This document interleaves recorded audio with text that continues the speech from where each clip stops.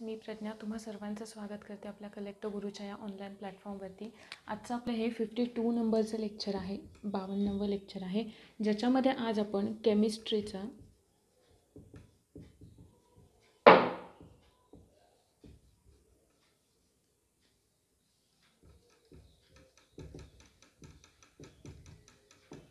Metal and non metal म्हणजेच धातू आणि अधातू हा टॉपिक सुरू करतोय।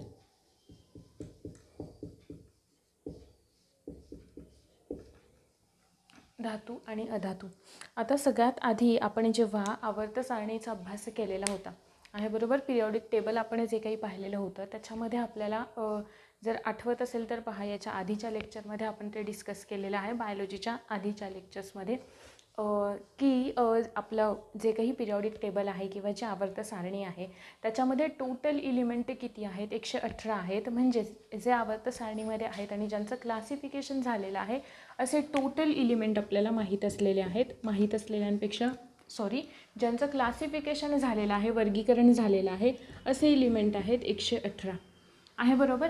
तुम्हाला आता जर का पिरियॉडिक टेबल आठवत असेल, आपण त्याची रचना पाहिलेली होती, मॉडर्न पिरियॉडिक टेबलची रचना पाहिलेली होती, की इथे सुरुवातीला हायड्रोजन आहे, त्याच्यानंतर इकडे 2 ग्रुप्स आहेत आहे बरोबर, त्यानंतर पुन्हा इकडे तिसऱ्यापासून ते 12व्यापर्यंत हे अशी काहीशी रचना होती। पुन्हा इकडे पुढे आपले मेटल, नॉन मेटल्स आणि मेटॉलॉइड्स सुरू झालेले होते आणि इकडे एक होता तो म्हणजे नोबेल गॅसेसवाला 18वा ग्रुप आहे बरोबर। मग इथे जर का तुम्ही हे पिरियॉडिक टेबल तुम्हाला आठवत असेल आणि खाली होती आपली ॲक्टिनॉइड आणि लॅन्थेनॉइड श्रेणी किंवा सिरीज आहे बरोबर खाली। मग या ब्लॉक्समध्ये आपण यांना डिस्ट्रीब्यूट केलेलं होतं आणि वेगवेगळ्या ब्लॉक्समध्ये आणि ग्रुप्समध्ये आपण यांचा स्टडी केलेला होता। जो पहिल्या 2 ग्रुप्सचा ग्रुप येतो त्याला आपण म्हणतो एस ब्लॉक एलिमेंट। नंतरचे 13 पासून ते 18 पर्यंत जे 13व्या ग्रुपपासून ते 18व्या ग्रुपपर्यंत जे एलिमेंट होते किंवा जी मूलद्रव्य होती त्यांना आपण म्हणतो एस पी ब्लॉक एलिमेंट। हा मधला जो ग्रुप राहतो म्हणजे 3 पासून ते 12व्यापर्यंत त्यांना आपण म्हणतो डी ब्लॉक एलिमेंट। आणि इकडे हा जो आहे खालची जी श्रेणी आहे तिला आपण म्हणतो एफ ब्लॉक एलिमेंट किंवा एफ ब्लॉक मूलद्रव्य आहे बरोबर। त्यातले जे 13 पासून 18 पर्यंतचा हा 12वा इथे क्लोज झाला, इथून जे 13व्यापासून 18व्यापर्यंत ग्रुप होते त्यांच्यामध्ये ना आपल्याला तिन्ही प्रकारचे मेटल्स असतील, नॉन मेटल्स असतील आणि मेटॅलॉइड्स असतील आपल्याला पाहायला मिळत होते। जर का फक्त आपण पी ब्लॉक उचलला ना तर आपल्याला इथे एक झिगझॅग लाईन दिसते आहे बरोबर, एक झिगझॅग लाईन दिसते आणि ती झिगझॅग लाईन मेटल्सना आणि नॉन मेटल्सना सेपरेट करते आणि त्या झिगझॅग लाईनवरती जे एलिमेंट येतात त्या एलिमेंट्सना आपण मेटॅलॉइड किंवा धातू सदृश्य मूलद्रव्य असं म्हणतो, त्यांना आपण म्हणतो मेटॅलॉइड। आजच्या लेक्चरमध्ये आपल्याला मेटल्सचा आणि नॉन मेटल्सच्या ज्या प्रॉपर्टीज आहेत त्या बघायच्या आहेत, फिजिकल प्रॉपर्टीज, केमिकल प्रॉपर्टीज, ज्यांच्यामध्ये आपण मेटल्सच्या वेगवेगळे मेटल्स त्यांच्या वॉटरसोबतच्या रिॲक्शन, त्यांच्या ॲसिडसोबतच्या रिॲक्शन या सगळ्या आपण नेक्स्ट लेक्चरमध्ये डिस्कस करणार आहोत। या लेक्चरमध्ये आपण पाहणार आहोत मेटल्स आणि नॉन मेटल्सच्या फिजिकल केमिकल प्रॉपर्टीज आणि त्याच्याच बरोबर यांना जर का आपण वॉटरसोबत रिॲक्ट केलं तर आपल्याला काय मिळतं, कारण याच्यावरती आपल्याला प्रश्न विचारलेले आहेत। जरी याच्या प्रॉपर्टीज आपल्याला माहीत असल्या तरीही व्यवस्थित लक्ष द्यायचे, कारण इथे आपल्याला सगळ्यात जास्त महत्त्वाचं आहे ते म्हणजे एक्सेप्शन लक्षात ठेवणं। आता एक्सेप्शन लक्षात ठेवताना आधी प्रॉपर्टी व्यवस्थित लक्षात ठेवायची आणि त्यानंतर मग एक्सेप्शन लक्षात ठेवायचं। पण जी प्रॉपर्टी आहे ती आहे, एक्सेप्शन एखादं सेंटेन्स वाचताना कन्सिडर करायचं नाही, एक्सेप्शन तुम्ही जेव्हा पूर्ण वाचून घ्याल आणि त्याच्यानंतर मग ते एक्सेप्शन विचारात घ्यायचं आहे, ठीक आहे। स्टार्ट करूयात सगळ्यात सुरुवातीला मेटल्स आणि नॉन मेटल्सपासून। सगळ्यात आधी आपण मेटल म्हणजेच धातू कोणाला म्हणतो, इकडे आपण घेऊयात मेटल्सच्या प्रॉपर्टीज आणि इकडे म्हणजेच धातू आणि इकडे आपण घेऊयात नॉन मेटल्सच्या प्रॉपर्टी म्हणजेच ज्यांना आपण अधातू असं म्हणतोय। नोट डाऊन करत चला जर का तुम्हाला असेल शक्य तर, कारण हे आहे इम्पॉर्टंट, कारण जे याच्यामध्ये जे आपण पुढे रिॲक्शन्स पाहणार आहोत त्याच्यासाठी आपल्याला आधी मेटल्स आणि नॉन मेटल्स काय आहे हे माहीत असणं गरजेचं आहे. ठीक आहे. सगळ्यात आधी सुरुवातीला बघा, मेटल्स आपण कोणाला म्हणतो. नेहमी लक्षात ठेवायचं, जे मेटल्स असतात ना, दोन मेटलमध्ये असलेला जो बॉन्ड असतो आहे, बरोबर. म्हणजे जेव्हा एखाद्या मेटलमध्ये रिॲक्शन होते किंवा दोन धातूंमध्ये होणारी जी रिॲक्शन आहे, म्हणजे हा एक धातू आहे अधिक हा एक धातू आहे किंवा मेटल प्लस मेटल आहे, ठीक आहे, तेव्हा यांच्यामध्ये असलेला जो बॉन्ड असतो तो असतो मेटॅलिक बॉन्ड. तो असतो मेटॅलिक बॉन्ड, मेटॅलिक बंध. इकडे नॉन मेटल्स आहेत. नॉन मेटल आणि नॉन मेटलमध्ये जो बंध असतो किंवा जो बॉन्ड असतो तो असतो वीक वॅन्डरवाल्स फोर्सेस.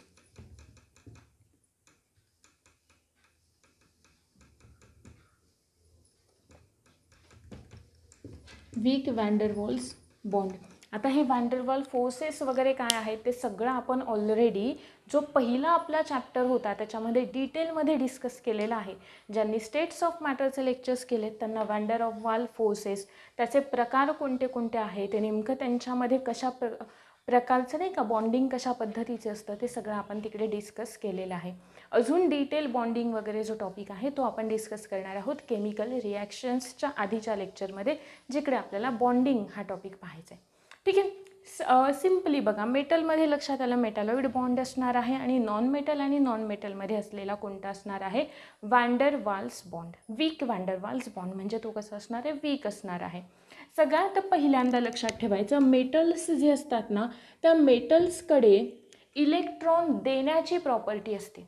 मी म्हणाले की मेटल्सकडे इलेक्ट्रॉन गमावण्याची प्रॉपर्टी असते. आता इलेक्ट्रॉन ते देत आहेत का किंवा ते गमावत आहेत का, कारण त्यांना स्टेबल व्हायचे आहे, बरोबर. मग जर का ते इलेक्ट्रॉन देत आहेत तर त्यांच्या आउटर मोस्ट शेलमध्ये कमी इलेक्ट्रॉन असणार आहेत. मग ते कमी इलेक्ट्रॉन देण्यासाठी त्यांना एनर्जीसुद्धा कमी लागते घेण्यापेक्षा. येते लक्षात? असं नाही आलं, आपण लिहून बघूयात. बघा, सगळ्यात पहिल्यांदा आपण असं म्हणू शकतो की मेटल्स हॅव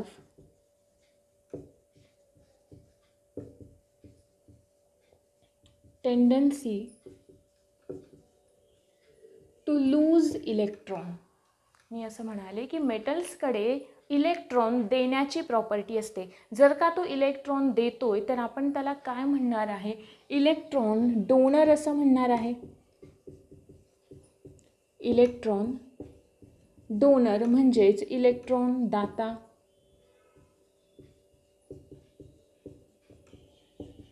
आहे क्लिअर इथंपर्यंत?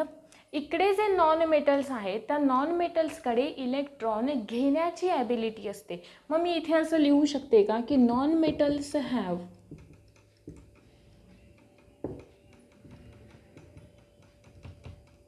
Tendency to accept electron. मग आपण यांना काय म्हणणार, इलेक्ट्रॉन ॲक्सेप्टर. आहे क्लिअर इथंपर्यंत? आता सिंपल एक गोष्ट लक्षात ठेवा, आपण अणूची संरचना बघितलेली होती किंवा जे काही पिरियॉडिक टेबल बघितलेलं होतं. एखाद्या मूलद्रव्याला स्थिर होण्यासाठी त्याच्या आउटर मोस्ट शेलमध्ये किंवा सगळ्यात बाहेरच्या कक्षेमध्ये किती इलेक्ट्रॉन असणं गरजेचं असतं, 2 किंवा 8 इलेक्ट्रॉन असणं गरजेचं असतं आहे, बरोबर. आता इकडे बघा, हा जर का इलेक्ट्रॉन देतो आहे तर याच्या आउटर मोस्ट शेलमध्ये किती इलेक्ट्रॉन असतील, कमी इलेक्ट्रॉन असतील म्हणून तर देतोय. मग सिम्पली आहे, याच्या आउटर मोस्ट शेलमध्ये इलेक्ट्रॉन असतील, आयदर 1 असेल, 2 असेल किंवा 3 इलेक्ट्रॉन याच्या आउटर मोस्ट शेलमध्ये असतील. आहे इथंपर्यंत क्लिअर? हा जो आहे तो इलेक्ट्रॉन घेतोय म्हणजे याच्या आउटर मोस्ट शेलमध्ये इलेक्ट्रॉन जास्त असणार आहेत, त्याच्यामुळे त्याला देण्यापेक्षा घेणं परवडतंय. आहे बरोबर क्लिअर? म्हणजे इथे हा काय करतो, याच्या आउटर मोस्ट शेलमध्ये अर्थात काय आहे, जास्त इलेक्ट्रॉन आहे, बरोबर. जास्त म्हणजे किती असतील, 5 आहे, 6 आहे, 7 आहे. ऑक्टेट तर नाही आहे कम्प्लीट, 8 तर नसतील, 8 असतील तर त्यांचं काय आहे, अष्टक पूर्ण आहे, ते स्टेबल आहेत. पहिला आहे 2 डिफरन्स क्लिअर. सगळ्यात पहिलं की त्यांच्याकडे इलेक्ट्रॉन देण्याची टेंडन्सी असते. कोणाकडे, मेटल्सकडे, धातूंकडे. अधातू जे आहेत ते इलेक्ट्रॉन काय करतात, ॲक्सेप्ट करतात, स्वीकारतात, म्हणून आपण त्यांना म्हणतो इलेक्ट्रॉन ॲक्सेप्टर. नंतर दुसरा मुद्दा सांगितला, हे इलेक्ट्रॉन घेत आहेत का, कारण त्यांच्याकडे जास्त ऑलरेडी त्यांच्या आउटर मोस्ट शेलमध्ये जास्त इलेक्ट्रॉन आहेत, सो त्यांना घेणं इझी आहे. त्यामुळे किती असतात आउटर मोस्ट शेलमध्ये, 5, 6 किंवा 7. नंतर आपण इकडे पाहतो, इकडे त्यांच्या आउटर मोस्ट शेलमध्ये इलेक्ट्रॉन आहेत 1, 2 किंवा 3 इलेक्ट्रॉन असतील. ठीक आहे. सो मग त्यांना स्टेबल होण्यासाठी ते इलेक्ट्रॉन देणं सोपं आहे. नंतरचा पुढचा मुद्दा आहे की यांची फिजिकल स्टेट काय असेल. यांची फिजिकल स्टेट म्हणजे काय, भौतिक अवस्था काय असेल यांची, मेटल्सची आणि नॉन मेटल्सची. आता भौतिक अवस्था कोणत्या कोणत्या असतात, फिजिकल स्टेट आपण पाहिलेलं आहे, सॉलिड असेल, लिक्विड असेल किंवा गॅसेस असेल. पण मेटल्स जे असतात ना, ते मेटल्स हे जनरली कसे असतात, all metals are generally solids, स्थायू अवस्थेत असतात. हा येतं सगळ्यांना माहिती आहे. एक्सेप्शन काय आहे इथे, सगळ्यात महत्त्वाचं अपवाद काय आहे याचा. मर्क्युरी हा असा एक धातू आहे किंवा ज्याला आपण पारा असं म्हणतो, पारा, वारा नाही, मर्क्युरी, की जो कसा असतो, रूम टेम्परेचरला सुद्धा तो लिक्विड स्टेटमध्ये असतो. आहे क्लिअर, एक्सेप्शन पहिलं. नंतरचं दुसरं आहे गॅलियम. ठीक आहे. गॅलियम हे सुद्धा असा धातू आहे की जो लिक्विड स्टेटमध्ये असतो. क्लिअर, दोन्ही एक्सेप्शन क्लिअर. आपण म्हणालो ठीक आहे, हे तर सगळ्यांच्या लक्षात असतं की मेटल्स कसे आहेत, स्थायू आहेत, सॉलिड आहेत. एक्सेप्शन कोण आहे, पारा किंवा मर्क्युरी, आणि दुसरा आहे गॅलियम. आपण जेव्हा नॉन मेटल्स पाहतो ना, तेव्हा पी ब्लॉक आठवा. पी ब्लॉक आठवला की तुम्हाला आठवेल की मी सांगितलेलं होतं की जो काही 17वा ग्रुप आहे, आता 17वा ग्रुप कुठे येतो, पी ब्लॉकमध्येच येतो आहे, बरोबर. मग तिकडे सॉलिड, लिक्विड आणि गॅसेस असे सगळे काय आहेत, सगळ्या प्रकारच्या फिजिकल स्टेट असलेले एलिमेंट आहेत, आहे बरोबर. म्हणजे नॉन मेटल्समध्ये सॉलिडसुद्धा असतील, लिक्विडसुद्धा असतील आणि गॅसेससुद्धा असतील. म्हणजेच स्थायू पण असतील काही एलिमेंट, काही द्रव पण असतील आणि काही वायू अवस्थेत सुद्धा असतील. आहे क्लिअर. आता सॉलिडमध्ये कोणते कोणते येतात, कार्बन येईल, फॉस्फरस येईल. लिक्विड स्टेटमध्ये असलेले कोणते कोणते येतात, लिक्विड स्टेटमधलं नॉन मेटल जे आहे ते आहे ब्रोमिन. आणि गॅसेसमध्ये कोणते येणार आहेत, ऑक्सिजन येईल, नायट्रोजन येईल. क्लिअर इथंपर्यंत. दोन्ही याचं जे काही आहे तिन्ही स्टेटमध्ये प्रेझेंट असणार आहे. तिन्हीचं एक्झाम्पल तुम्हाला मी सांगितले. नंतर इकडचे 2 एक्सेप्शन होते, ते दोन्ही एक्सेप्शन तुमचे क्लिअर झाले. कोणते, मेटल्स हे सॉलिड असतात, पण 2 असे आहेत की जे लिक्विड स्टेटला असतात. त्यातलं पहिलं आहे पारा किंवा मर्क्युरी आणि दुसरं आहे गॅलियम.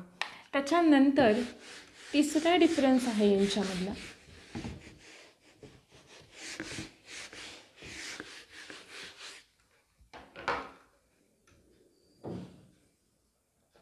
तिसरा डिफरन्स आहे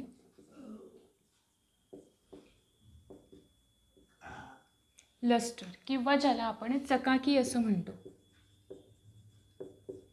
धातूंना असते आहे, नॉन मेटल्सना धातूंना असते, पण एक्सेप्शन आपण काय सांगू शकतो, म्हणजे नाही का, आपण जर का त्यांना पॉलिश वगैरे केलं तर त्यांच्याकडे एक रिफ्लेक्टिंग सरफेस तयार करण्याची ॲबिलिटी असते, ज्यालाच आपण चकाकी असं म्हणतो, आहे बरोबर. मग धातूंकडे मोस्ट ऑफ द जे काही मेटल्स असतात त्यांच्याकडे लस्ट्रस असतात, ते आहे बरोबर, त्यांच्याकडे चकाकी असते. पण असं कोणतं आहे एक्सेप्शन, काय सांगू शकतो आपण यांचं, किंवा याचा अपवाद काय आहे, सगळ्यात महत्त्वाचं लीड, आहे बरोबर, की ज्याचा अपिअरन्स कसा असतो, त्याला अगदीच शाईन असते असं नाही, थोडंसं काय असतं, डल असतं ॲज अ कम्पेअर्ड टू इतर. सो आपण ते म्हणतो एक्सेप्शनमध्ये त्याला काउंट करतो. जे काही नॉन मेटल्स आहेत ते नॉन मेटल्स कसे असतात, नॉन लस्ट्रस, म्हणजे अधातूंना चकाकी नसते, हे तर सगळ्यांना माहिती आहे. क्लिअर इथंपर्यंतचं. आता इकडे एक्सेप्शन्स आहेत काही नॉन मेटल्समध्ये. सगळ्यात पहिलं एक्सेप्शन आपण रोज सगळ्यांनाच माहिती असलेलं कोणतं आहे, आयोडीन आहे. त्याच्यानंतरचं आहे डायमंड, सगळ्यात महत्त्वाचं. क्लिअर. डायमंडला आपण नॉन मेटल्समध्ये काउंट करतो कारण डायमंड जे आहे ते कार्बनचं एक अपरूप आहे. आहे ना, बरोबर. आणि कार्बन हे काय आहे, कार्बन आहे नॉन मेटल. क्लिअर इथंपर्यंत. आणि अजून एक एक्सेप्शन लक्षात ठेवायचं आहे, कोणतं, ग्रॅफाईट. अजून एक एक्सेप्शन लक्षात ठेवायचे, ग्रॅफाईट. इकडे आपल्याला ना हे सांगण्याचा म्हणजे उद्देश काय आहे, कारण आपल्याला ना स्टेटमेंटच्या फॉर्ममध्ये असे जे टॉपिक आहेत ना, तिकडे ऐदर आपल्याला ज्या रिॲक्शन्स आहेत त्या रिॲक्शन्सवरती प्रश्न विचारतील, किंवा हे जे काही आता मी तुम्हाला स्टेटमेंट सांगते ते स्टेटमेंट एक नाही देत, 2 देतील, 3 देतील, आणि त्याच्यामध्ये एखादं तरी नक्कीच एक्सेप्शन विचारलेलं असतं. ठीक आहे. सो मग ते सुद्धा लक्षात ठेवायचे. ही झाली तिसरी प्रॉपर्टी, जिला आपण म्हणालो लस्ट्रस. त्यानंतर चौथी प्रॉपर्टी आहे हार्डनेस. हार्डनेस ज्याला आपण म्हणतोय काठिन्यता. जनरली सगळे जे मेटल्स असतात ना, बऱ्यापैकी ते कसे असतात, कठीण असतात, म्हणजेच ठिसूळ नसतात. मग आपण काय म्हणू शकतो, मेटल्स कसे असतात, हार्ड असतात. जे नॉन मेटल्स असतात तर ते कसे असतात, सॉफ्ट असतात. आहे बरोबर, म्हणजे ठिसूळ असतात, हार्ड नसतात. मग असं हार्डनेससाठी जर का एक्सेप्शन सांगायचं झालं तर आपण कोणतं सांगू शकतो, जसं की आपण पहिल्या एक्सेप्शनमध्ये बघितलं, अपवाद. कोणता आहे, जे ऑलरेडी लिक्विड स्टेटमध्ये आहे त्याची हार्डनेस अर्थात इतरांपेक्षा कमी असणार आहे, म्हणजेच तेच याचं काय असणार आहे, एक्सेप्शन असणार आहे. कोणतं आहे, मर्क्युरी, किंवा आपण त्याला काय म्हणतोय, पारा. आहे बरोबर. नंतर अजून महत्त्वाचं आहे गॅलियम. हे सगळे एक्सेप्शन लक्षात ठेवायचे आहेत. गॅलियम आहे ते सुद्धा लिक्विड स्टेटला होतं. नंतर जे आहे तर सोडियम आणि दुसरं आहे पोटॅशियम. सोडियम आणि पोटॅशियम हे जे दोन आहेत ना, आता ऑलरेडी हे जे दोन आहेत ते लिक्विडच आहेत, त्यांची हार्डनेस किंवा त्यांची काठिन्यता कमीच असणार आहे. पण हे जे दोन आहेत सोडियम आणि पोटॅशियम हे सॉलिड्स असतात, पण ते कसे असतात, ठिसूळ असतात. म्हणजे सॉलिडवाले सॉफ्ट सॉलिड असं सुद्धा आपण यांना म्हणू शकतो. क्लिअर मुद्दा. कोणतावाला, मेटल्स कसे असतात, हार्ड असतात. एक्सेप्शनमध्ये कोण येईल की हार्ड नसलेले, मर्क्युरी, गॅलियम, सोडियम आणि पोटॅशियम. नंतर नॉन मेटल्स हे कसे असतात, सॉफ्ट असतात. आता नॉन मेटल सॉफ्ट असतात, मग याचं एक्सेप्शन काय असू शकतं, अर्थात इथेच आहे सगळ्यात महत्त्वाचं एक्सेप्शन.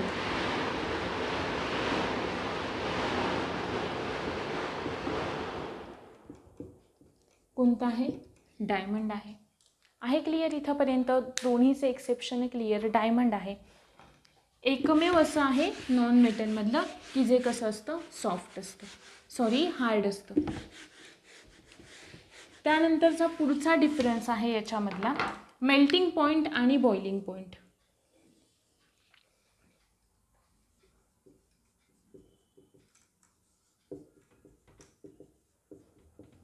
मेल्टिंग पॉईंट आणि बॉइलिंग पॉईंट.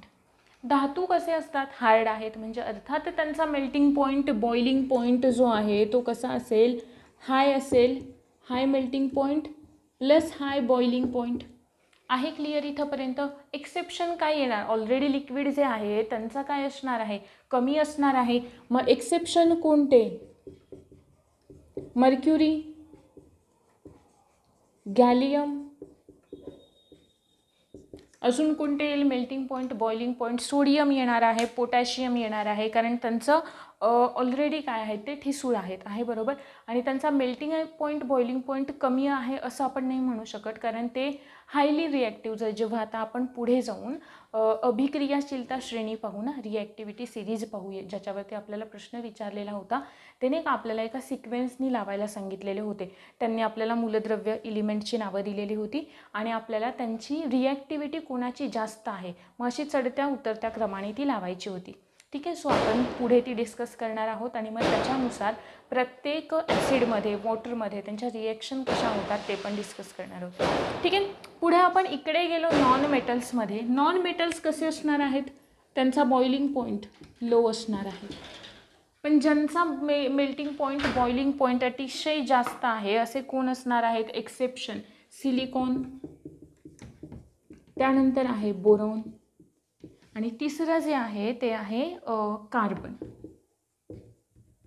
की ज्यांचा मेल्टिंग पॉईंट आणि बॉइलिंग पॉईंट हा काय असतो, जास्त असतो, जनरली नॉन मेटल्सचा लो असतो. तुम्ही हे लिहून घ्यायचं आहे कारण जर का कुठे एक्सेप्शन विचारलं, तुम्हाला मेटल्सवरती प्रश्न आलेला आहे, मेटल्सवरती 3 स्टेटमेंट तुम्हाला दिले, त्याच्यामध्ये कुठेतरी एखाद्यामध्ये एक्सेप्शन दिलेलं आहे, तर तुम्हाला माहिती आहे की लिक्विड असलेले मेटल्स कोणते आहेत, सॉफ्ट असलेले मेटल्स कोणते आहेत, ज्यांचा मेल्टिंग पॉईंट बॉइलिंग पॉईंट कमी आहे असे मेटल्स कोण आहेत, नॉन मेटल असे कोणते आहेत ज्यांचा मेल्टिंग पॉईंट बॉइलिंग पॉईंट जास्त आहे, की जे जनरली सगळ्या स्टेटमध्ये आढळतात, किंवा नाही का जसं की आपण एक्सेप्शन पाहिलं हार्डनेस असलेलं, जनरली ते सॉफ्ट असतात, मग हार्ड असलेलं नॉन मेटल कोणतं आहे, हे सगळं एक्सेप्शनच्या फॉर्ममध्ये तुमच्या लक्षात हवं.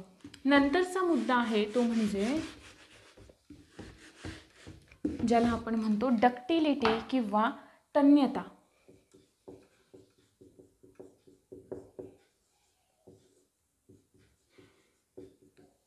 तन्यता बरोबर आहे ना,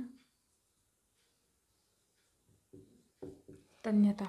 याचा अर्थ काय होतो, याचा अर्थ काय होतो की जर का आपण मेटलपासून एखादी अगदी पातळ अशी वायर तयार करू शकतो का, आहे बरोबर, थीन अशी पातळ अशी वायर तयार करू शकतो का, येस, मेटलपासून आपण करू शकतो. म्हणजे मेटलची डक्टिलिटी कशी असते, हाय असते, डक्टाईल असतात मेटल असं म्हणूयात. आणि नॉन मेटल्स जे असतात ते कसे असतात, नॉन डक्टाईल असतात.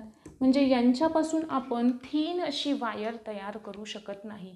मग सगळ्यात जास्त डक्टाईल असलेले कोणते एलिमेंट आहेत, म्हणजे ज्यांची तन्यता खूप जास्त आहे, सगळ्यात महत्त्वाचं कोणतं आहे, टंगस्टन, दुसरं आहे गोल्ड. 2 लक्षात ठेवायचे. सगळ्यांपासून तर करू शकतो, पण जास्तवाले कोणते आहेत की जे जास्त डक्टाईल आहे, असे गोल्ड आहे एक आणि टंगस्टन आहे. टंगस्टनपासून म्हणजे आपण अगदीच नाही का अतिशयच बारीक करू शकतो, म्हणजे नाही का फारच जास्त बारीक, की जी इनविजिबल अशी आपल्याला नाही आहे असंच अपियर होतं, एवढी बारीक आपण त्या टंगस्टनपासून करू शकतो. आणि दुसरं आहे गोल्ड. ठीक आहे, टंगस्टन तुम्हाला सांगितलं आणि दुसरं आहे गोल्ड. हे 2 लक्षात ठेवायचे आहेत की ज्यांच्यापासून नाही का आपण जास्त जे मोस्ट डक्टाईल आहेत किंवा इतरांपेक्षा. नंतर आपण पाहिलं इकडे नॉन मेटल्समध्ये, नॉन मेटल्स जे असतात ते कसे असतात, नॉन डक्टाईल असतात, की ज्यांच्यापासून नाही का आपण एक पातळ अशी तार नाही काढू शकत, आहे बरोबर, ज्या प्रॉपर्टीला आपण मराठीमध्ये तन्यता असं म्हणतो. मग याचं एक्सेप्शन कोणतं आहे लक्षात ठेवायचं आहे, एक्सेप्शन आहे कार्बन. याचं एक्सेप्शन आहे कार्बन. क्लिअर हा मुद्दा डक्टाईल नॉन डक्टाईलवाला. त्याच्यानंतरचा आहे डेन्सिटी, घनता.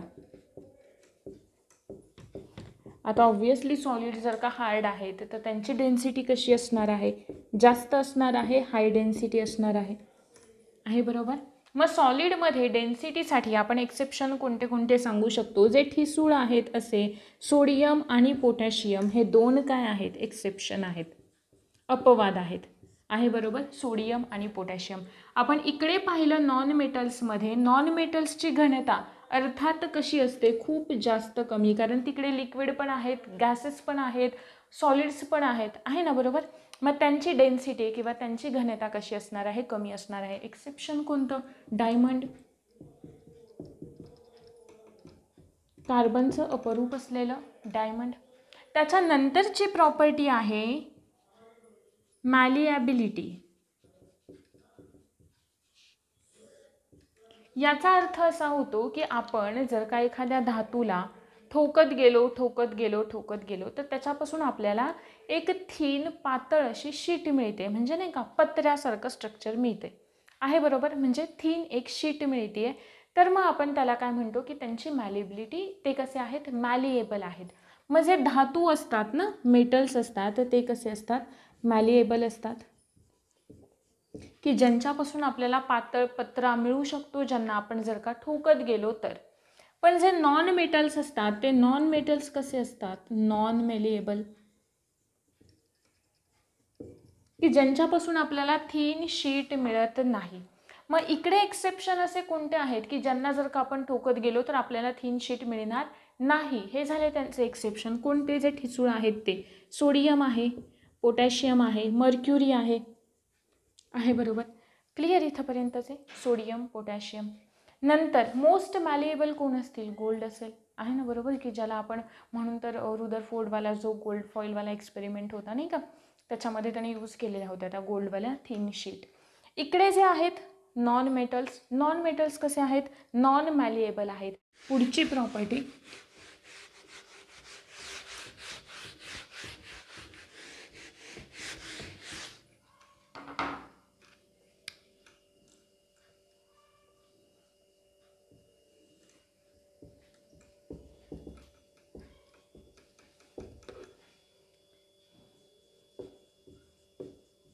कंडक्टिव्हिटी म्हणजेच वाहकता. Conductivity of electricity and heat, म्हणजेच उष्णतेचे सुवाहक आहेत किंवा विद्युत सुवाहक आहेत की विद्युत दुर्वाहक आहेत. हे तर सगळ्यांना माहिती आहे. आपल्या जे काही मेटल्स असतात ते मेटल्स कसे असतात, गुड कंडक्टर्स असतात. Metals are good conductors, non metals are bad conductors आहे. बरोबर. मग या गुड कंडक्टरमध्ये ना एक एक्सेप्शन येतो. कोणतं एक्सेप्शन येतं, बल्बमध्ये असलेली जी टंगस्टनची वायर असते, बल्बमध्ये असलेली जी टंगस्टनची वायर असते ती आहे. बरोबर. आणि नॉन मेटल्समध्ये एक्सेप्शन कोणते कोणते येतात, कार्बन आहे. नंतर एक्सेप्शन आहे कार्बन फायबर्स, नंतर काही आहे गॅस कार्बन. हे झाले नॉन मेटल्स एक्सेप्शन की जे काय करू शकतात, हीट कॅरी करू शकतात आहे. बरोबर. किंवा नाही का विद्युत सुवाहक आहेत असे की जे थोड्याफार प्रमाणामध्ये उष्णतेचं वहन करून नेऊ शकतात. क्लिअर का हे दोन मुद्दे. या प्रॉपर्टीज आपल्याला एवढ्या इझी आहेत, फक्त याच्यामध्ये एक्झाम्पल्स लक्षात ठेवायचे. नंतरचं जे आहे कंडक्टिव्हिटी झालं. पुढचं आहे ब्रिटलनेस. आता ब्रिटल म्हणजे काय, ब्रिटलनेस म्हणजे काय की आपण जर का नाही का त्याच्यावरती फोर्स अप्लाय केला तर ते तुटणार आहे का असं. स्थायू कसे असणार आहेत, नॉन ब्रिटल, म्हणजे त्यांच्यावरती कारण ते हार्ड आहेत त्यांच्यावरती फोर्स अप्लाय केला तर ते नाही तुटू शकत. इकडे हे कसे आहेत, ब्रिटल, म्हणजे हे तुटू शकतात असे आहेत. बरोबर. सॉलिडमध्ये नॉन ब्रिटल आहेत पण की ते तुटणार नाही आहेत, पण असे काही आहेत एक्सेप्शन की जे तुटू शकतात. कोणते असणार आहेत, सोडियम आहे, पोटॅशियम आहे. क्लिअर. इकडे कोणतं एक्सेप्शन येईल, ब्रिटल आहे म्हणजे त्याच्यावर फोर्स अप्लाय केला तर ते तुटू शकतो पण ते नाही तुटत असं कोणतं आहे, डायमंड आहे हे ब्रिटलचं एक्झाम्पल. त्यानंतर ग्रॅफाईट सुद्धा आहे की जे सहज नाही तुटत, ग्रॅफाईट. क्लिअर हा पहिला मुद्दा. नंतरचा आहे आपण आता बघणार आहोत इथून पुढे थोड्याशा केमिकल प्रॉपर्टीज सुरू होतात. या सगळ्या पहिल्या प्रॉपर्टीज फार जास्त इझी होत्या. आता इथून पुढे सुरू होतात आपल्या केमिकल प्रॉपर्टीज. म्हणजेच आता आपण बघूयात की मेटल्समध्ये कोणत्या प्रकारचे आयन असतात आणि नॉन मेटल्समध्ये कोणत्या प्रकारचे आयन्स असतात. ठीक आहे. आता एक गोष्ट आठवा, मी तुम्हाला सांगितलं की मेटल्सच्या आउटर मोस्ट शेलमध्ये, सगळ्यात बाहेरच्या कक्षेमध्ये किती इलेक्ट्रॉन असतात. मेटल्सचा विषय चालला आहे आपला. शेलमध्ये किती इलेक्ट्रॉन असतात, ऐदर एक असेल, दोन असतील किंवा तीन असतील. आहे इथंपर्यंत क्लिअर. मग आउटर मोस्टमध्ये 1, 2 आणि 3 इलेक्ट्रॉन आहेत तर हे काय करणार आहेत, इलेक्ट्रॉन देणार आहेत. फॉर एक्झाम्पल सगळ्यात सोपं एक्झाम्पल घेतलं की ज्याचं आपल्याला इलेक्ट्रॉनिक कॉन्फिगरेशन माहीतच असतं इन जनरल. कोणतं आहे ते, सोडियम आहे. बरोबर. सोडियमचं इलेक्ट्रॉनिक कॉन्फिगरेशन होतं 2, 8 आणि 1 असं. आउटर मोस्ट शेलमध्ये, ज्या आउटर मोस्ट शेलला आपण व्हॅलेन्स शेल म्हणजेच व्हॅलेन्स शेलमध्ये असलेल्या इलेक्ट्रॉनची संख्या म्हणजेच आपण म्हणतो व्हॅलेन्स इलेक्ट्रॉनची संख्या किंवा संयुजा इलेक्ट्रॉनची संख्या.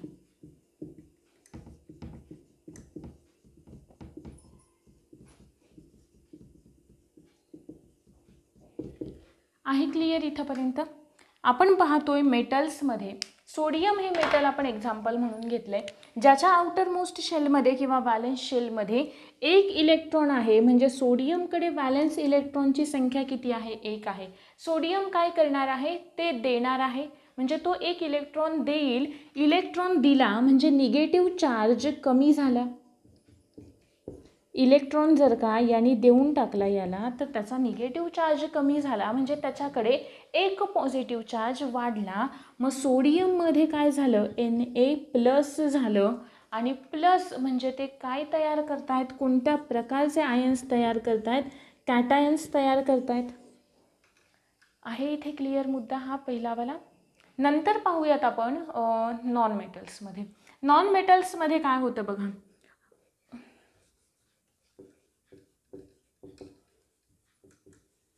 नॉन मेटल्समध्ये त्यांच्या सगळ्यात बाहेरच्या कक्षेमध्ये इलेक्ट्रॉनची संख्या किती येते. सगळ्यात 3 नंबरचा डिफरन्स आपण पाहिलेला होता. किती असेल त्याच्या आउटर मोस्ट शेलमध्ये, म्हणजेच ज्याला आपण व्हॅलेन्स शेल असं म्हणतोय, तिकडे इलेक्ट्रॉनची संख्या असते 5, 6 किंवा 7. कारण 8वं असेल तर मग ते काय झालं, स्टेबल झालं. सॉरी. मग आता मला सांगा, 5 इलेक्ट्रॉन देण्यापेक्षा 2-3 इलेक्ट्रॉन घेणं सोपं आहे ना, तिकडे एनर्जी कमी लागणार आहे. मग हा काय करेल, 5 इलेक्ट्रॉन देण्यापेक्षा 3 इलेक्ट्रॉन काय करेल, ॲक्सेप्ट करेल. आहे बरोबर. नॉन मेटल्सचं जर का एक्झाम्पल सांगायचं झालं, सगळ्यात कोणतं बेस्ट एक्झाम्पल आहे, ज्याचं कॉन्फिगरेशन आपल्याला माहीत असतं असं. ऑक्सिजन. किती आहे ऑक्सिजनचं, ऑक्सिजनचे 2 आणि काय कसं असतं 6. आहे बरोबर, 2 आणि 6. म्हणजे ऑक्सिजन काय करेल, 2 इलेक्ट्रॉन स्वीकारेल. 8 आहे ना ऑक्सिजनचा नंबर, ऑक्सिजन काय करेल, ॲटॉमिक नंबर 8 आहे. ऑक्सिजन काय करेल, 2 इलेक्ट्रॉन ॲक्सेप्ट करेल. इलेक्ट्रॉन ॲक्सेप्ट केले, किती केले, 2 इलेक्ट्रॉन ॲक्सेप्ट केले. म्हणजे त्याच्याकडेचा निगेटिव्ह चार्ज जो आहे तो काय झाला, वाढला. आहे बरोबर. मग ऑक्सिजन काय होईल, O-2 होईल. आहे बरोबर. बरोबर आहे. ऑक्सिजन स्टेबल झालं, पण स्टेबल होण्यासाठी त्यांनी 2 इलेक्ट्रॉन घेतले. मग ते काय झालं, निगेटिव्ह चार्ज तयार झाला. निगेटिव्ह चार्ज तयार होतोय म्हणजे नॉन मेटल्स काय तयार करतायत, ॲनायन तयार करतायत. जिथे जिथे पॉझिटिव्ह येतं ना ते काय असतात, कॅटायन्स असतात. निगेटिव्ह आलं की ते काय झाले, ॲनायन्स झाले. क्लिअर हा मुद्दा की कोणत्या प्रकारचे आयन्स असतात. ठीक आहे. एक स्टेटमेंट तुम्हाला दिलं आहे, स्टेटमेंटमध्ये विचारलं आहे की मेटल्स जे आहेत ते कॅटायन्स तयार करतात, नॉन मेटल्स जे आहेत ते ॲनायन तयार करतात. दोन्ही स्टेटमेंट काय आहेत, करेक्ट आहेत. नंतरचा मुद्दा आहे जे आता इथे बघा, हां मेटल कॅटायन काय करतात, मेटल काय करतात, कॅटायन तयार करतात. म्हणजेच पॉझिटिव्ह चार्ज काय करतात, ॲक्सेप्ट करतात, पॉझिटिव्ह चार्ज अक्वायर करतात. आहे बरोबर. मग आपण त्यांना काय म्हणतो, इलेक्ट्रोपॉझिटिव्ह. आपण त्यांना काय म्हणतो, इलेक्ट्रोपॉझिटिव्ह. यांना आपण काय म्हणणार आहे, इलेक्ट्रोनिगेटिव्ह. म्हणजे नॉन मेटल्स कसे असतात, इलेक्ट्रोनिगेटिव्ह. मेटल्स कसे असतील, इलेक्ट्रोपॉझिटिव्ह. तिन्ही डिफरन्स क्लिअर एका मुद्द्यामध्ये की काय तयार करतात, कॅटायन, ॲनायन. जे कॅटायन तयार करतात मेटल त्यांना आपण म्हणतो इलेक्ट्रोपॉझिटिव्ह. नॉन मेटल ॲनायन तयार करतात त्यांना आपण म्हणतो इलेक्ट्रोनिगेटिव्ह. क्लिअर हा मुद्दा. त्याच्या पुढचा मुद्दा आहे ॲटॉमिसिटी. आता हे ॲटॉमिसिटी काय आहे, हे थोडेसे नाही का NCERT मधले काही कन्सेप्ट आहेत या. ठीक आहे. 10th मधल्या 8वीच्या NCERT मध्ये पण आपल्याला हा टॉपिक दिलेला आहे.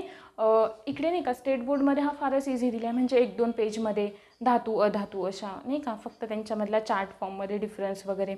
सो आपल्याला इकडे हे NCERT मधून प्रिपेअर करणं गरजेचं आहे. सो आपण इकडे तिकडून आपण कव्हर करतोय. नंतरचा मुद्दा आहे ॲटॉमिसिटी. आता बघा, ॲटॉमिसिटी पाहताना आपण पहिलं इकडे कोणते आहेत, आपले मेटल्स आहेत.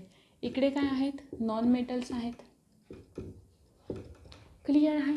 नॉन मेटल्स जे असतात ना ते काय करतात, त्यांच्याकडे ना म्हणजे जे काही इलेक्ट्रॉन ते अक्वायर करतात ना, म्हणजे डबल बॉन्ड क्रिएट होतात, ट्रिपल बॉन्ड क्रिएट होतात, किंवा नाही का 4 बॉन्ड क्रिएट होतात, ज्याला आपण डाय ॲटॉमिक, ट्राय ॲटॉमिक आणि टेट्रा ॲटॉमिक असं म्हणतो. जर का एक्झाम्पल्सच्या फॉर्ममध्ये समजावायचं झालं तर सगळ्यात बेस्ट एक्झाम्पल कोणतं येतं, ऑक्सिजन आहे. ऑक्सिजन आपण लिहिताना कसं लिहितो, O2 असं लिहितो. आहे बरोबर. ऑक्सिजनचे एलिमेंट लिहिताना O असं लिहितो, पण ऑक्सिजन हा गॅस लिहिताना, नॉन मेटल लिहिताना आपण त्याला O2 असं लिहितो, N2 असं लिहितो. म्हणजे इकडे किती आहेत, 2 ॲटम्स आहेत, म्हणून आपण यांना म्हणतोय डाय ॲटॉमिक. डायचा अर्थ होतो 2. आहे बरोबर. काही कसे असतात ते ट्राय ॲटॉमिक असतात. ट्राय ॲटॉमिकचे सगळ्यात बेस्ट एक्झाम्पल ओझोन, याला आपण काय म्हणतो, ट्राय ॲटॉमिक आहे, बरोबर. नंतरचं जे आहे ते आहे टेट्रा ॲटॉमिक. टेट्रा ॲटॉमिकचं बेस्ट एक्झाम्पल आहे फॉस्फरस. P4ने आपण डिनोट करतो, ज्याला आपण म्हणतोय टेट्रा ॲटॉमिक. आहे क्लिअर इथंपर्यंत तिन्ही. पुढे बघा इकडे, आता जे काही नाही का नोबेल गॅसेस असतात, नोबेल गॅसेसचं ऑक्टेव्ज कंप्लीट असतं, आहे बरोबर. मग आपण त्यावेळी त्यांना काय म्हणू, नोबेल गॅसेसना किंवा जे राजवायू आहेत, 18वा ग्रुप 18चे एलिमेंट आहे बरोबर, 18व्या गणातले एलिमेंट, यांना आपण काय म्हणतो, पॉली ॲटॉमिक. आहे क्लिअर इथंपर्यंत. आणि हे वाले जे असतात ना मेटल्स असतात ना, मेटल्स कसे लिहितो आपण, सोडियम लिहितोय, पोटॅशियम लिहितोय, कॅल्शियम लिहितोय, आहे क्लिअर. म्हणजे हे कसे आहेत, हे कसे आहेत, युनी ॲटॉमिक आहेत किंवा ज्याला आपण मोनो ॲटॉमिक असं म्हणतो. यांच्याकडे सिंगल ॲटम आहे, एकच ॲटम आहे. मग मेटल्स जे असतात ते कसे असतात, मोनो ॲटॉमिक असतात. नॉन मेटल्स जे असतात ते कसे असतात, इतर डायॲटॉमिक असतील त्या किंवा ट्रायॲटॉमिक असतील किंवा टेट्राॲटॉमिक असतील किंवा त्याहून जास्त असतील, ज्यांना आपण पॉलीॲटॉमिक असं म्हणतोय. क्लिअर इथंपर्यंतचे मुद्दे. नंतरचं पुढचं आहे बघा, आता आपण जेव्हा ऑक्साईड यांचे तयार करू, म्हणजे ऑक्साईड केव्हा तयार होतात, आपण पिरियॉडिक टेबल सांगतानाच सांगितलेलं होतं, आहे बरोबर. कोणी दिलेलं, मेंडेलिव्हनी दिलेली जी पिरियॉडिक टेबल होतं किंवा जी आवर्त सारणी होती त्याच्यामध्ये त्यांनी ऑक्साईड आणि हायड्रेटचे फॉर्म्युले दिलेले होते. ऑक्साईड म्हणजे आपण काय म्हणतो की ऑक्सिजनसोबत रिॲक्ट झाले तर काय तयार करतील, ऑक्साईड तयार करतील. हायड्रोजनसोबत रिॲक्ट झाले तर काय तयार करतील, हायड्रोजन तयार करतील. आणि हायड्रोजन किंवा ऑक्सिजन दोघांची, म्हणजेच वॉटरमध्ये येतात दोघेजण, त्या वॉटरशी रिॲक्ट झाले तर काय तयार करतील, हायड्रॉक्साईड तयार करतील. आता आपल्याला पाहायचं आहे की हे आपण केमिकल प्रॉपर्टीज पाहतोय ना, मग मेटल्समध्ये ऑक्साईड जे तयार होतात आणि नॉन मेटल्समध्ये जे ऑक्साईड तयार होतात त्यांचं नेचर कसं असेल ते आपल्याला बघायचं.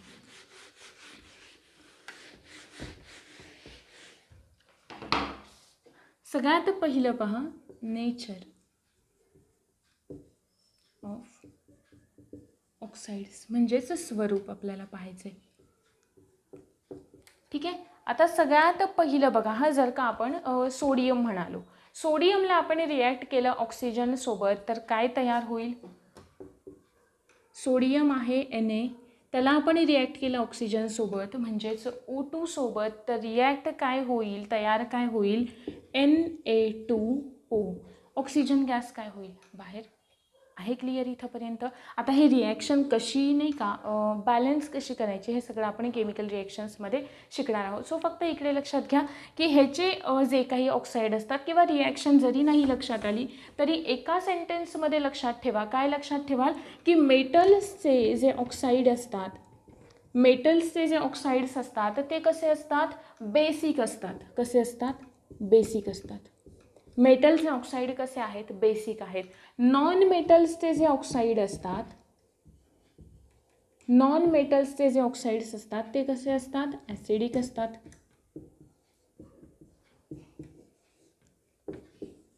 मग याला काही एक्सेप्शन्स आहेत का, तर आहेत.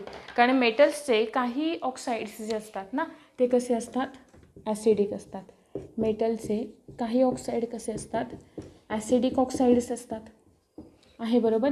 काही जे असतात ते बेसिक पण नाही आहेत आणि ॲसिडिक पण नाही आहेत असे सुद्धा असतात. म्हणजेच बेसिकही नाही आणि ॲसिडिक दोन्ही सुद्धा नाही असे सुद्धा काही असतात. आहे बरोबर. आणि काही जे असतात ते कसे असतात, ॲम्फोटेरिक असतात. काही कसे असतात, ॲम्फोटेरिक असतात. म्हणजे ॲम्फोटेरिक म्हणजे ॲसिडिक सुद्धा आहे आणि बेसिक सुद्धा आहे. अशा प्रकारचे जे असतात त्यांना आपण म्हणतोय ॲम्फोटेरिक असतात.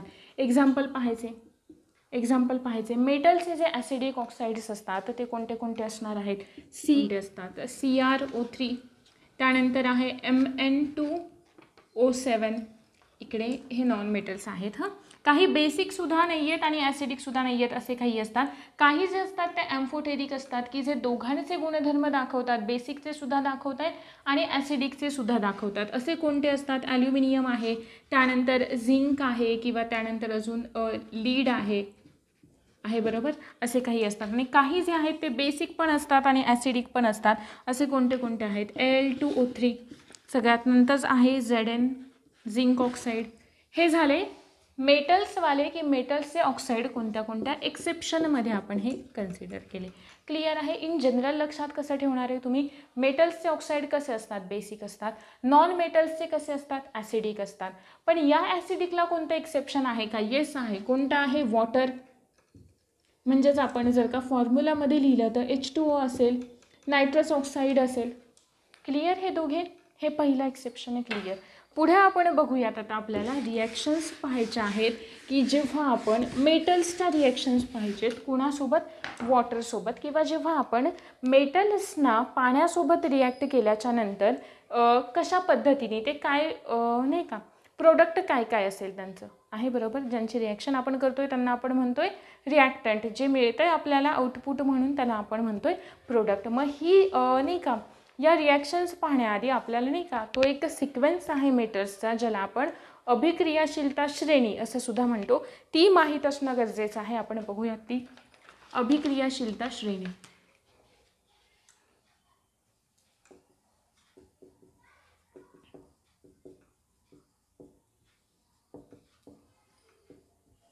त्याला आपण म्हणतो पोटॅशियम आहे, सोडियम आहे,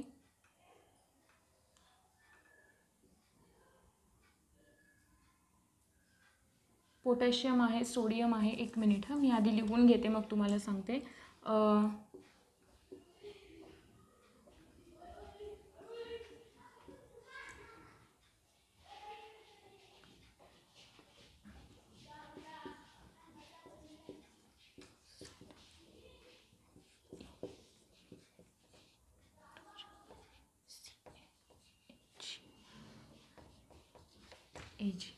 ही झाली आपली अभिक्रियाशीलता श्रेणी. याचं जे निमोनिक आहे ते मी तुम्हाला इकडे लिहून देते नंतर नोट्समध्ये तुमच्या. याला आपण म्हणतोय पोटॅशियम, हे आहे सोडियम, हे आहे calcium, magnesium, aluminium, zinc, ferrous, ज्याला आपण आयर्न असं म्हणतोय. त्यानंतर आहे लीड, हायड्रोजन, कॅल्शियम, मर्क्युरी आणि सिल्वर.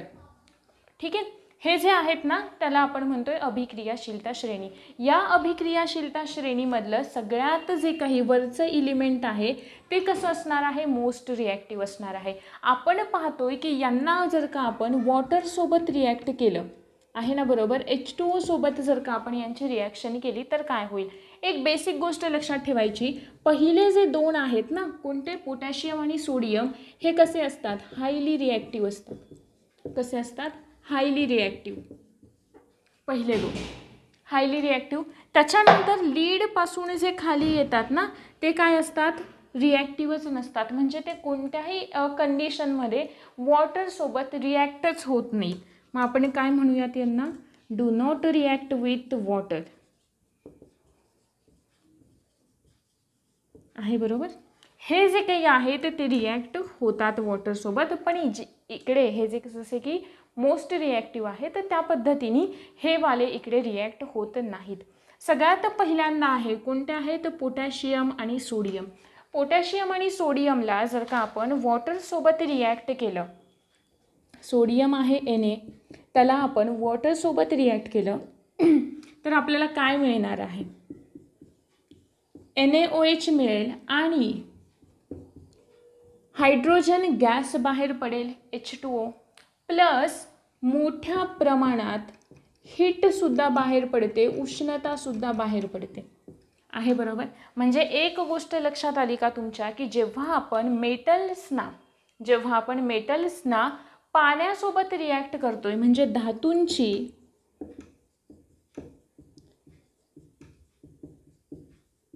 पाण्याबरोबर अभिक्रिया आहे बरोबर, तेव्हा आपल्याला प्रोडक्ट काय मिळेल? हायड्रॉक्साईड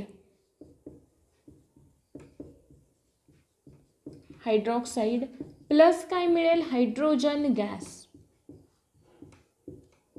प्लस काय हीट आहे बरोबर.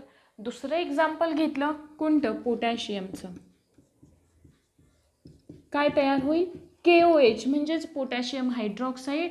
हायड्रोजन गॅस बाहेर पडेल आणि मोठ्या प्रमाणात तयार होईल, हीट तयार होईल. मग यांना आपण काय म्हणतो, या दोघांना एक्झोथर्मिक रिॲक्शन असं सुद्धा म्हणतो. ठीक आहे, कारण हे काय इमिट करतात, मोठ्या प्रमाणावर हीट बाहेर टाकतात. आता एक गोष्ट अजून लक्षात ठेवायची, तुम्ही कधी वाचलं असेल स्टेट बोर्डमध्ये आपल्याला दिलेलं आहे की सोडियम आणि पोटॅशियमला आपण नाही का असं ओपन असं ठेवत नाही, नेहमी आपण त्यांना केरोसिनमध्ये बुडालेल्या अवस्थेमध्ये ठेवतो. का, कारण ते मोस्ट हायली रिॲक्टिव्ह आहेत. म्हणजे ते जर का ऑक्सिजनच्या, आता इथे सिंपल गोष्ट एक लक्षात ठेवा, आपण या दोघांची ना वॉटरसोबत रिॲक्शन करतच नाही आहे बरोबर, कारण हे मोस्ट रिॲक्टिव्ह आहे. साधं थंड पाणी जरी असलं तरी त्याच्यासोबत रिॲक्ट होतात आणि काय तयार करतात, हायड्रॉक्साईड तयार करतात. आणि इकडे बाहेर काय पडतोय, हायड्रोजन बाहेर पडतोय आहे बरोबर. हायड्रोजन बाहेर पडला आणि याला हीटसुद्धा आहे. हायड्रोजन कसं आहे, ज्वलनाला मदत करणारा आहे बरोबर, ऑक्सिजन ज्वलनशील आहे. मग हा हायड्रोजन बाहेर पडल्यानंतर याला ऑलरेडी इकडे हीट मिळते, हीट मिळाली तो ऑक्सिजनच्या कॉन्टॅक्टमध्ये गेला. ऑक्सिजन कसा आहे, ज्वलनशील आहे. दोघांचा एकत्र कॉन्टॅक्ट झाला की ते काय तयार करतात, लगेच ते काय करतात, पेट घेतात, म्हणजे फायर कॅच करतात, पेट घेतात. त्याच्यामुळे आपण जनरली यांची रिॲक्शन वॉटरसोबत करतच नाही. हे नेहमी आपण केरोसिनमध्ये बुडालेल्या अवस्थेमध्ये ठेवतात. का, कारण हे कसे आहेत, ऑक्सिडायझिंग एजंट तयार करतात आहे बरोबर. म्हणजेच काय, सॉरी हे नाही, पुढे आपल्याला ते पाहायचं ऑक्सिडायझिंग एजंटवालं. हे इथंपर्यंत दोघे लक्षात आले. ठीक आहे, आता यांना आपण काय म्हणालो, हायली रिॲक्टिव्ह असं म्हणालो बरोबर आहे, की हे लगेच काय तर फायर कॅच करतील आहे बरोबर, आपण ज्यांना रिॲक्ट नाही करत. नंतरचं आहे कॅल्शियम. कॅल्शियम जे आहे ना, कॅल्शियम, त्याची जर का रिॲक्शन आपण वॉटरसोबत केली तर ते काय तयार करेल, कॅल्शियम हायड्रॉक्साईड तयार करेल आहे बरोबर. कॅल्शियम हायड्रॉक्साईड तयार करेल. पण हे ना या दोघांच्या एवढं व्हायोलेंट नसतं, म्हणजे थोडं कमी प्रमाणामध्ये असतं. म्हणजे ते काय फायर लगेच कॅच करत नाही, ते एक्झोथर्मिक आहे, हीट बाहेर टाकेल, वॉटरसोबत रिॲक्ट होईल, हायड्रॉक्साईड पण तयार करेल. पण या दोघांसारखं नाही, या दोघांसारखं एवढं व्हायोलेंट नाही आहे की लगेच काय करेल, फायर कॅच करेल किंवा लगेच पेट घेईल आहे बरोबर. आणि अशा पद्धतीने सिमिलर जेव्हा आपण खाली खाली पाहत जाऊ ना, तेव्हा तोच प्रकार आपल्याला पाहायला मिळेल की त्यांची जी काही अभिक्रिया करण्याची क्षमता आहे किंवा रिॲक्ट होण्याची जी क्षमता आहे ती कमी कमी होत जाते. आणि आपल्याला याचा सिक्वेन्स विचारलेला होता, याचं एखादं ना न्यूमोनिक तयार करायचं, म्हणजे एखादी ट्रिक तयार करायची. ठीक आहे, की जेणेकरून आपल्या ते लक्षात राहतील. सिम्पल आहे, तर सोडियम आहे, पोटॅशियम आहे, त्यानंतर कॅल्शियम, मॅग्नेशियम, ॲल्युमिनियम, झिंक आहे, आयर्न आहे, आणि पुढे PV पासून ते खाली अगदी गोल्ड सिल्वरपर्यंत ते काय असतात, रिॲक्टच होत नाही वॉटरसोबत कोणत्याही प्रमाणात. त्यानंतरचा पुढचा मुद्दा, CA पर्यंत क्लिअर झालं का. CAच्या नंतर पुढे येणारे आपण या दोन रिॲक्शन्स पाहिल्या का, या दोन रिॲक्शन पाहिल्या आणि CAची एक रिॲक्शन पाहिली आहे. ठीक, या तिन्ही रिॲक्शन ज्या असतात ना त्या कशा असतात, बेसिक असतात. कशा असतात, म्हणजे यांच्यापासून तयार होणारं जे काही प्रोडक्ट असेल, जे हायड्रॉक्साईड असेल, जे सोल्युशन असेल, ते कसं असेल, बेसिक असेल. आणि बेसिक सोल्युशन असलं मग तिकडे काय होतं, रेड लिटमस काय होईल, ब्ल्यू होईल. प्रत्येक कन्सेप्ट लक्षात ठेवायचे, कशावरही प्रश्न विचारू शकतात. इकडे जेव्हा आपण केमिस्ट्री आणि फिजिक्स अभ्यासतो ना, तिकडे आपल्याला फॅक्च्युअल डेटा जास्त लक्षात ठेवायचा असतो. बायोलॉजीच्या आपल्या कन्सेप्ट जरी क्लिअर असतील ना तरी आपल्याला तो प्रश्न सुटायला मदत होते. पण इकडे कसं आहे, फॅक्च्युअल डाटाच आपल्याला जास्त, पाठांतराचा पाठ इकडे जास्त असतो. सो त्या पद्धतीने तयारी ठेवा तुमची. लक्षात आलं का, हे कसे असतात, बेसिक असतात, की जिकडे रेड लिटमस ब्ल्यू होतो. तिन्ही रिॲक्शन म्हणजे सोडियम आहे, पोटॅशियम आहे आणि कॅल्शियम आहे. त्याच्यानंतरचं पुढे आहे, नंतर पुढे आपण पाहिलं ॲल्युमिनियम आहे, झिंक आहे आणि काय आहे, ॲल्युमिनियम, झिंक आणि मॅग्नेशियम. ॲल्युमिनियम, झिंक आणि मॅग्नेशियम हे वॉटरसोबत रिॲक्ट होतात. पण वॉटर कोणतं वालं, स्टीम, म्हणजे वॉटर वेपरसोबत रिॲक्ट होतात. कशासोबत रिॲक्ट होणारे असतात, वॉटर वेपरसोबत रिॲक्ट होणारे असतात. कोण कोण सांगितलं, ॲल्युमिनियम, झिंक आणि मॅग्नेशियम, की जे सुद्धा काय तयार करतील, हायड्रॉक्साईडच तयार करतात आहे. ठीक, त्याच्यानंतरचा जो आहे मुद्दा हे एवढं होतं. याच्या पुढे जे दुसरे आहेत Zn आयनपासून खाली जे आहेत ना, लीडपासून खाली, ते वॉटरसोबत रिॲक्टच होत नाही. एक गोष्ट बेसिक फक्त लक्षात ठेवायची, जेव्हा आपण मेटल्सना पाण्यासोबत त्यांची अभिक्रिया करतो, काय तयार होतं, हायड्रॉक्साईड आणि हायड्रोजन गॅस तयार होतो. क्लिअर. याच्या पुढे ज्या रिॲक्शन्स आहेत आणि पुढे अजून महत्त्वाचा जो डिटेलवाला पार्ट आहे तो आपण याच्या पुढच्या लेक्चरमध्ये कव्हर करणार आहोत, की जिकडे आपल्याला ॲसिड्स सोबत केली तर काय होतं, नॉन मेटल्सची पाण्यासोबत अभिक्रिया केली तर काय होतं, नॉन मेटल्सना ॲसिडसोबत रिॲक्ट केलं तर काय होतं. त्याच्यासाठी येताना नेक्स्ट लेक्चरला ही जी काही अभिक्रियाशीलता श्रेणी आहे ना ती पाठच करा. ठीक आहे. म्हणजे जेणेकरून तिथल्या तिथे तो पाठ करून टाकायचा, कारण ऑलरेडी प्रश्न विचारलेला आहे. सो आता आपल्याला प्रश्न विचारू शकतात कशावरती, ऐदर रिॲक्शन किंवा हे कशासोबत रिॲक्ट होतं, कशा पद्धतीने कोण कोण बेसिक तयार करतात, कोण कोण ॲसिडिक सोल्युशन्स तयार करतात, हा वाला सगळा पार्ट. ठीक आहे. अजून एक गोष्ट सांगायची राहिली, जेव्हा आपण वॉटरला कॅल्शियमसोबत रिॲक्ट करतो ना तेव्हा ते एक मिल्की सोल्युशन फॉर्म करतं. ते एक मिल्की सोल्युशन फॉर्म करतं. क्लिअर का. एवढं इथे लक्षात ठेवण्यासारखं होतं. सगळा काही बेसिक पार्ट होता. फिजिकल प्रॉपर्टी आपल्या लक्षात असतात. फिजिकल प्रॉपर्टीमध्ये एक्सेप्शन लक्षात ठेवायचं आणि केमिकल प्रॉपर्टीमधलं मात्र सगळं लक्षात ठेवायचं. ठीक आहे. होप सो की तुम्हाला हा व्हिडिओ समजलेला असेल, आजचा टॉपिक समजलेला असेल. याच्या पुढचा पार्ट आपण येणाऱ्या लेक्चरमध्ये घेणार आहोत. Thank you very much.